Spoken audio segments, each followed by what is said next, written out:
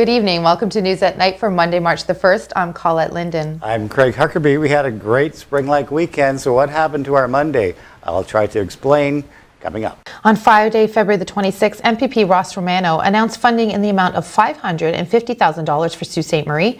The announcement is to support affordable housing and to assist in the creation of affordable housing for Indigenous women and children.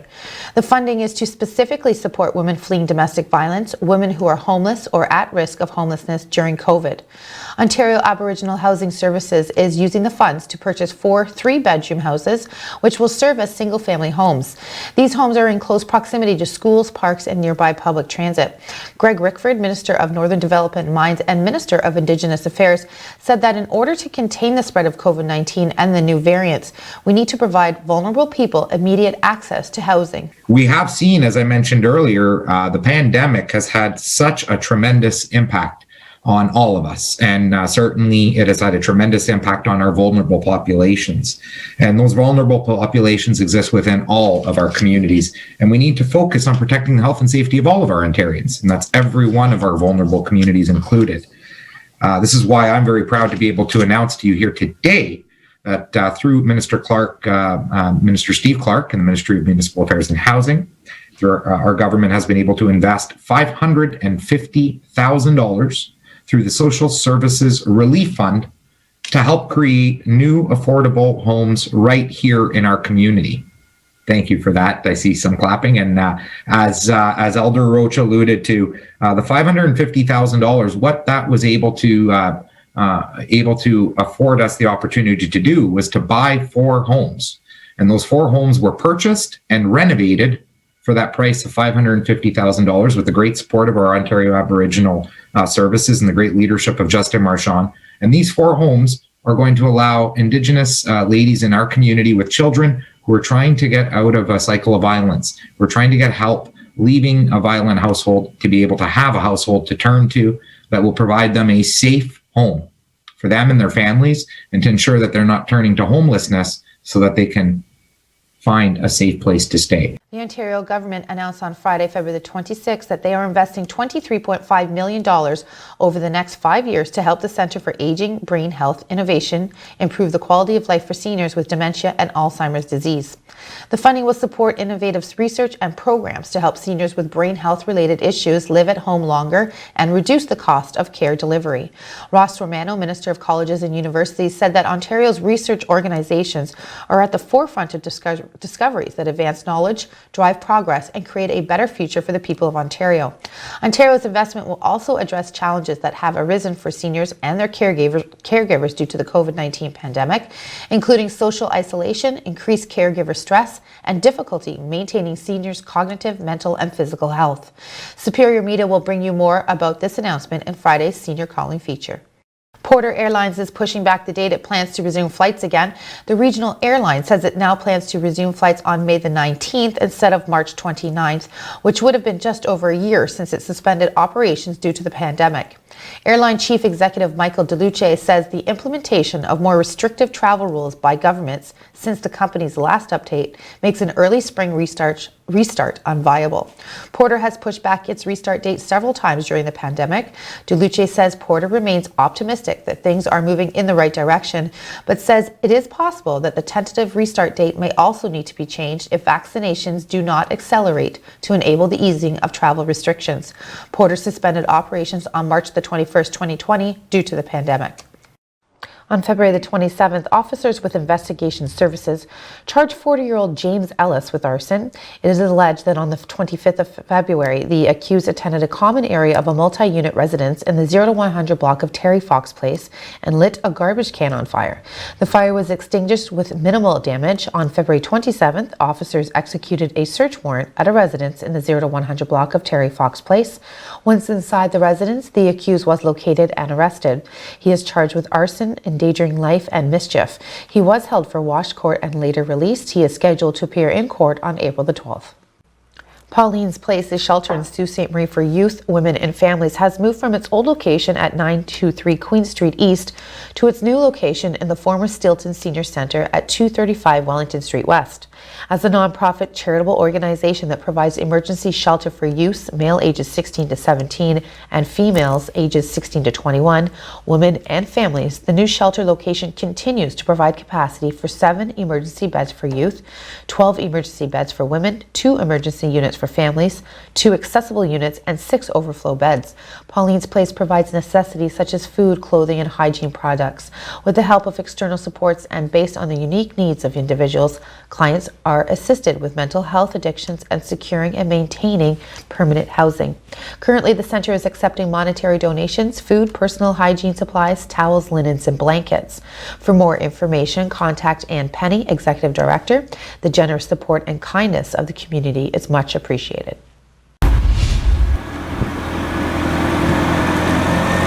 The Ontario government is providing $150 million in additional funding to help municipal transit systems address the financial impacts of the COVID-19 pandemic. This funding is in addition to the $2 billion previously committed by Ontario and the federal government through the Safe Restart Agreement to help municipalities continue to deliver critical transit services. During the peak of the pandemic, ridership dropped up to 90% of normal levels for some of Ontario's transit systems, which resulted in significant financial impacts for municipalities. As part of the Safe Restart Agreement funding, municipalities need to work with the province to explore options to ensure local transit is safe, sustainable, affordable, and integrated, both during the COVID-19 pandemic and beyond. To support this work, Ontario is allowing municipalities to use Safe Restart Agreement funding towards new initiatives to make it easier and more affordable to travel between different transit systems, like adding capacity for an on-demand microtransit and increasing fare. A number of schools in Sudbury have been dismissed by public health officials due to COVID-19 cases. Public Health Sudbury and District says all students and staff at both Jean Hansen Public School and Algonquin Public School have been sent home. Everyone is being advised to self-isolate and get tested for COVID-19. The health unit declared outbreaks at both schools over the weekend, and according to the province, an outbreak is declared in a school when 2 or more lab-confirmed COVID-19 cases in students and or staff in school within a 14-day period. The Rainbow District School Board says in-person learning has also been cancelled at Low Ellen Park Secondary School as the board assesses the impact of COVID-19. According to the board's website, there is 1 active COVID-19 case in that school. All the schools are expected to be closed until March. The Lions Club of Sault Ste. Marie has confirmed organizations in the city will have to make do with less contributions from them. In over 35 years, the Lions Club has ran Pointe de Chênes Park. They have donated to a long list of community organizations. They have ranged from the Army Cadets to guide dogs to multiple sports organizations and so much more. The city's decision to close the park was based on the cost of over $275,000 to repair a water system which had been broken for many years. In choosing this year amid a pandemic, they have also taken a funding source away from organizations who depend on donated money. What the city is going to do with the campground section of the park is yet to be known. It was turned over to them by the province as Crown land. Provisions in that transfer may dictate its future use. Follow Sue online as we unpack more of the situation surrounding the campground and PDC in general. Former U.S. President Donald Trump has hinted at possible run for president again in 2024 during a speech at the Conservative Political Action Conference in Florida. Trump attacked President Joe Biden and repeated his fraudulent claims that he won the 2020 election in his first major appearance since leaving the White House nearly 6 weeks ago. That's luring everybody to come to America. And we're one country. We can't afford the problems of the world as much as we'd love to. We'd love to help, but we can't do that. So they're all coming because of promises and foolish words. Perhaps worst of all, Joe Biden's decision to cancel border security has single-handedly launched a youth migrant crisis that is enriching child smugglers, vicious criminal cartels, and some of the most evil people on the planet. I may even decide to beat them for a third time, okay? Beat them for a third time.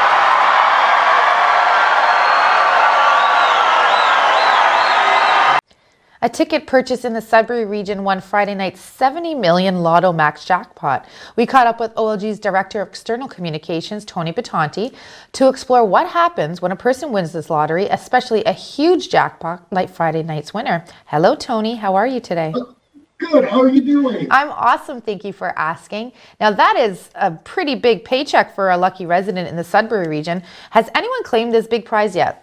So as of right now, no, we haven't had any indication that they've either checked the ticket or validated. We get a notice when someone goes and validates the ticket at the retail location. You know, when all the bells and whistles go off, Yes. we get a notification of that. I still haven't received that, so we are waiting on tender hooks for someone or a group of people to come forward with that ticket. Oh man, it gives me goosebumps just thinking about those bells and whistles going off. So typically, have you found in the past, if someone wins such a large prize, do they go and check that right away? Is there a time delay? Some people, that's a lot of money for one person to win. Maybe they have to kind of take it easy and figure out, oh my gosh, my life has changed completely. What do I do now? And how long do they have in between winning and collecting? Yeah, so you have 1 year from the draw date to claim that ticket, especially if it's a ticket like Lotto 649 or Lotto Max. If you do the instant tickets, the scratch tickets, you have a little bit longer, usually about a year and a half, sometimes 2 years. And the dates on the instant tickets are printed on the back of those tickets. But going back to this Lotto Max ticket, Yes. you know what? We see all kinds of people coming forward right away, taking a little bit of time. Our recommendation, though, is check your ticket right away.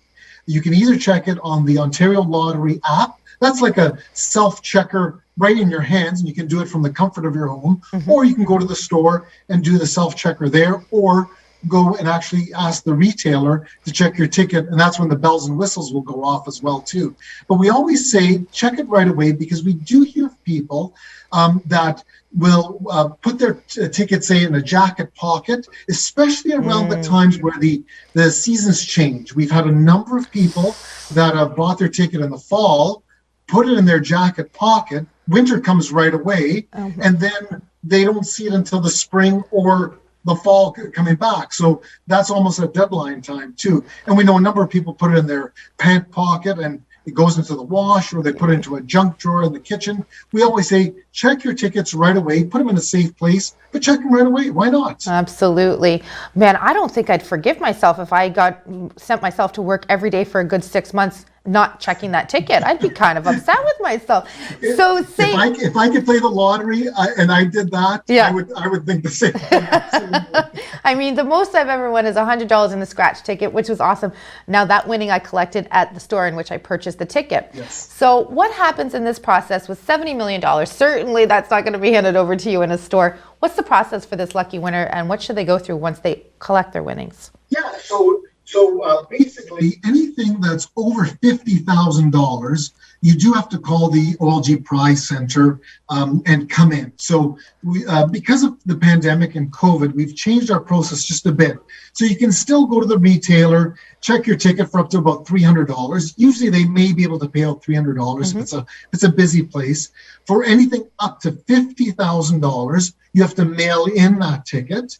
For anything over $50,000, there's a couple of options.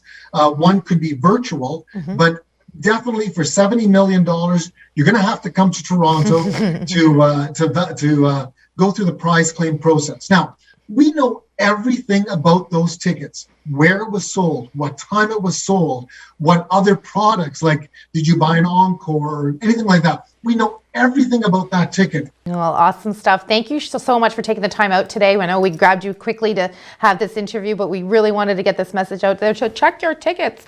And thank you, Tony, for joining us today. I hope you have a wonderful Monday afternoon. Thank you. You too. Take care. Take care. Hi again, everyone. Well, today felt more like winter than any day during the winter. And we have some other winter conditions to deal with tonight. Before we say goodbye to that and see some half-decent weather heading our way, I'll give you all those details coming up.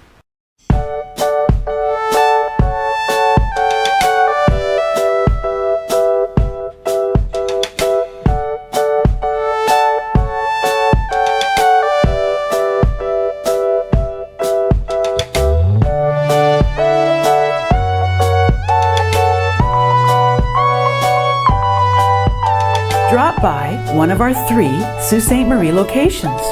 You do life, we do taxes. Welcome back, everyone. Well, after a weekend, what we just had, temperatures of +8 and sunny conditions, today was a little hard to take, especially being March 1st. But, you know, they say March comes in like a lion. It certainly is roaring today. We're going to see the blowing snow and winds diminish later on this evening. Some parts may see some clearing. Some parts are still stuck with some snow squalls. They will eventually come to an end. Temperatures, though, we reached our daytime high just now at -9. We're going to fall down to -13 later on tonight. So let's take a look now at the wind and temperature map. And the blue is the cold air that has come down. This is where we were yesterday in the nice green. But this blue has come down. And of course, when you have cold air coming over the open waters, we're going to see those lake effect snows and snow squalls. And that's definitely the case for today. Again, those should come to an end later on tonight, and they may redevelop in the morning. So we'll have to watch for that one for sure. We'll take a look at the satellite shot, and here's that system. Actually, this is the very sharp cold front that came through last night, and you definitely felt it because the winds just plowed right into the city, and our temperatures took a nosedive as that front went through. We have high pressure building into the area, and again, that's part of the reason why we're seeing these lake effect systems, because that air is circulating around that high pressure system, and it's also trying to give that low pressure system to build it up, and that's why we're in that path of the winds.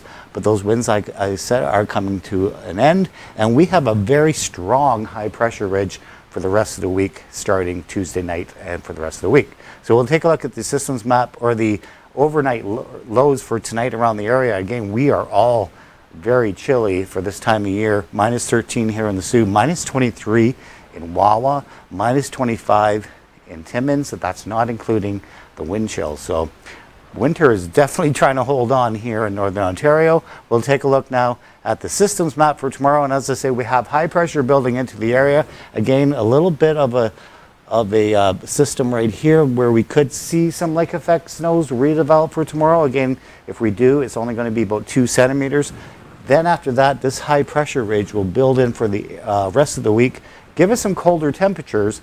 But then we're going to see the backside of this high. That's when we start picking up that southerly flow again, sometime coming up this weekend. And then we'll be back up to above seasonal temperatures for next week. And we don't see a lot of system snow coming our way anytime soon after that. And in fact, we have a big rainstorm that we're watching. For Tuesday, again, we're going to see those clouds redevelop and maybe some showers or lake effect showers for Tuesday. Temperatures -1. We're going to hit -1 again on Wednesday as we break out a little bit of sun. And then we break out a lot of sun on Thursday as that high pressure definitely hits the area at -6. We're still staying below seasonal, though, until Friday into Saturday. Taking a look at the 7-day forecast. Friday, sun, temperatures about -5, just basically a little cooler than where they should be. But if you look on Monday, we see a little bit of flurry activity. That's going to be wet snow. Nothing to worry about there. And 3 degrees for a high. And next week, we're even building on those temperatures. So if we can get through today, we can get through anything. And next week's looking really, really nice. That's your weather right now. Jacob Moore is standing by with all your sports right after this.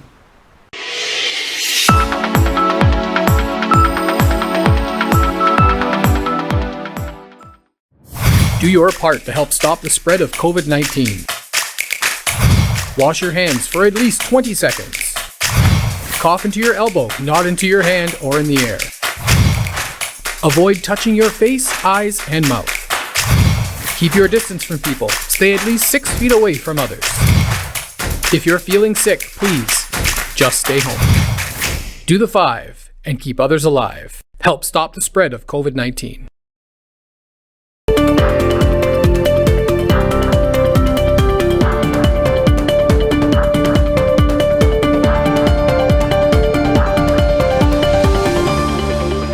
The OHL has released a statement regarding the status of the 2020-2021 OHL season and the Return to Play program. The Ontario Hockey League shares our players' desires to drop the puck on the 2020-2021 season as soon as possible. That is why we are working very closely with the government on how to best facilitate and execute a safe return to play. At this time, there has been no date set on when the OHL will drop the puck on this season. Hockey Canada has announced today the details on their women's hockey training camp. This training camp will take place in Halifax, Nova Scotia from March 1st to March 7th. There will be no media and no fans able to attend at this training camp. They have worked very closely with the Nova Scotia government and the Nova Scotia Public Health to make sure they will be following all COVID-19 protocols. This means there will only be 25 players maximum on the ice at a time, including staff, so not all the players and coaches and staff will be able to practice at the same time on the ice. Hockey Canada has announced that they are bringing 36 players to this training camp. Austin Matthews returned to practice for the first time since Wednesday night. Austin Matthews on the Wednesday night game aggravated a wrist injury which has left him on the injury reserve on a day-to-day basis. Matthews is still unsure if he will be playing tonight against the Edmonton Oilers. Moving on with more injury news, Frederik Andersen has been practicing with the Toronto Maple Leafs but is still listed as a day-to-day lower body injury. We will have updates on all this news coming up soon. The Toronto Maple Leafs will be starting Michael Hutchinson tonight against the Edmonton Oilers. Michael Hutchinson this season in 3 games has a 2.36 goals against average and a .924 save percentage. Jack Campbell did start the last game against the Edmonton Oilers, however, it looks like he re-aggravated that injury and will not be in the lineup for tonight's game. Come on a 2-on-1. Kane delays. He'll drag it. His shot. He scores! That's hockey, baby! That's 400 for Patrick Kane! Veteran forward Patrick Kane of Chicago Blackhawks scored his 400th career goal last night against the Detroit Red Wings in the 7-2 win. Patrick Kane has had a very successful career. The 32-year-old has won 3 Stanley Cups, a Conn Smythe, an Art Ross, and many more trophies. This season, Patrick Kane has 11 goals, 23 assists, for 34 points. Patrick Kane is looking to add to his strong resume as the Chicago Blackhawks are fighting for a playoff spot. The Toronto Blue Jays have added some more depth to their pitching rotation. They have acquired Travis Bergen, a left-handed pitcher from the Arizona Diamondbacks. Bergen was traded last year to the Diamondbacks from the Blue Jays for future consideration. Bergen will be sliding into a nice relieving pitcher role for the Toronto Blue Jays as they are looking to have another strong season. On Sunday night, the Toronto Raptors had to postpone their game against the Bulls. Unfortunately, due to COVID-19 protocol, the Toronto Raptors did not have the league minimum amount of players to proceed with the game. The Raptors' schedule was still undetermined on Tuesday whether they will be able to play their game against the Pistons.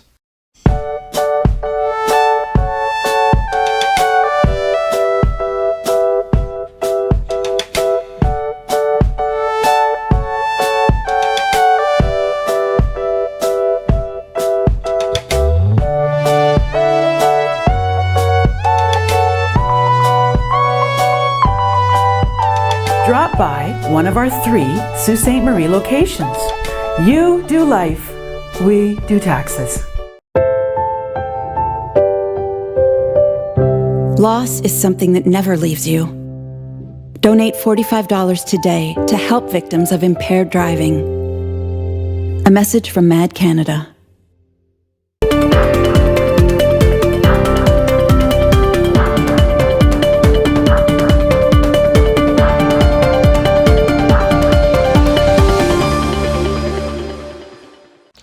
Tiger Woods offered a heartfelt thanks to his fellow golfers for their tribute on Sunday, where many donned the 15-time major champion signature Sunday red and black for the final round. Woods suffered a car accident on Tuesday and was being treated at Cedars-Sinai Medical Center in Los Angeles with a fractured right leg and a shattered ankle, calling into question the future of the 45-year-old's historic career. An 82-time PGA Tour winner, Woods famously wears a red shirt and black trousers on Sundays.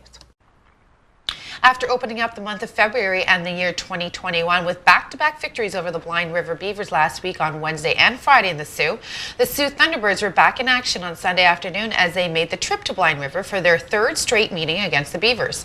February has also been quite the month for Thunderbirds' leading goal scorer, Cooper Smile.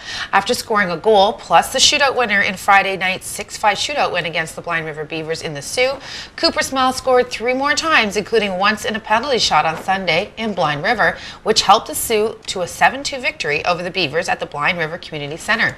Smile, who had 3 goals on Sunday afternoon, also gave himself his first NOJHL hat trick. With the win, the Thunderbirds have now improved their record to 7 wins, 3 losses, and 1 shootout loss. That's good for 15 points. They have also moved 2 points ahead of the Espanola Express for first place in the NOJHL's West Division. The Thunderbirds will now be back in action for their 4th straight meeting against Blind River Beavers on Tuesday night at the John Rhodes Community Center beginning at 7 p.m. U.S. Coast Guard cutter Mackinac will enter Green Bay at Rock Island Passage to conduct several days of ice trials in northern Green Bay. While in Green Bay, U.S. CGC Mackinac will perform a series of operational tests to evaluate and record the performance of their shipboard systems in the thick plate ice. The cutter will not purposely interact with shore-fast ice, not enter any port, and plans to spend each night out on the ice. U.S. CGC Mackinac will operate in the vicinity of Chambers Island, remaining north and east of Green Island and west of Washington Island. Recreational users of the ice should plan their activity carefully, use caution near the ice, and remain clear of these prescribed areas.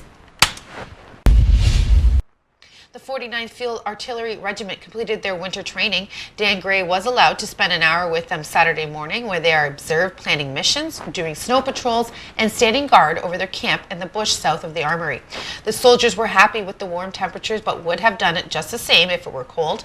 They find these exercises useful in putting into reality what they learn on paper. On TV would like to send their thanks for being allowed to capture some of the action over the weekend. Schitt's Creek won the Golden Globe for Best Television Comedy on Sunday, shortly after star Catherine O'Hara captured the award for Best Actress for her portrayal of Moira Rose. Eugene Levy, Dan Levy, and Annie Murphy were each nominated for acting awards as well. Jason Sudeikis bested Eugene Levy for Best Actor in a television series for his role in Ted Lasso. John Boyega won the award for Best Supporting Actor for his role in Small Axe over Dan Levy, and Gillian Anderson's Turn on the Crown earned her Best Supporting Actress over Murphy. Schitt's Creek, which aired on CBC and Pop TV, ended its 6th and final season last April. The Ontario Shot Show swept the comedy category at the Emmy Awards last fall. Well, Craig, what a beautiful way to end February. Not so great way to start March. What's going on? Well, yeah, I mean, Saturday we had lots of sun. Our daytime temperature actually hit 8 degrees on the plus side here in the city. And then this weather system came in and kind of wrecked our March 1st. But we have some cooler temperatures for the rest of the week, but the snow is coming to an end, so that's good news. Thank goodness for that. Thank you for joining Craig and Colette tonight on News at Night. Stay tuned for more news and weather coming right up.